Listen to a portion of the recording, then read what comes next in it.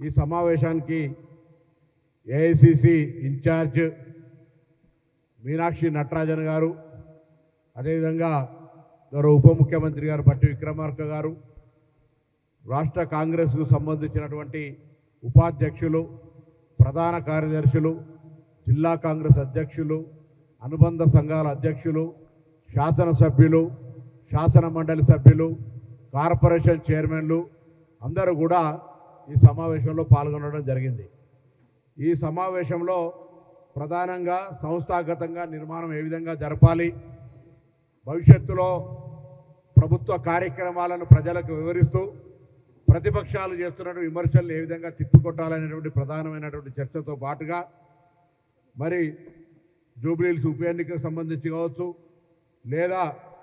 Vote చోరీకి సంబంధించిన అంశానికి సంబంధించి రాహుల్ గాంధీ గారు బీహార్లో చేస్తున్న కార్యక్రమం కానీ, తెలంగాణలో కూడా అటువంటి అంశాలు ఎక్కడైనా ఉన్నా, లేదా రాహుల్ గాంధీ గారు చేస్తున్నటువంటి యాత్రకు మద్దతుగా కార్యక్రమాలు తీసుకునేటువంటి అంశంకు సంబంధించినటువంటి అంశంతో పాటుగా ప్రధానంగా పిసిసి అధ్యక్షుడిగా 1 సంవత్సరం పదవీ కాలం పూర్తి చేసుకున్నటువంటి సందర్భంగా సెప్టెంబర్ 15 నాడు కామారెడ్డిలో వారికి ఒక సభ నిర్వహించేదానికి నిర్ణయం చేయడం జరిగింది.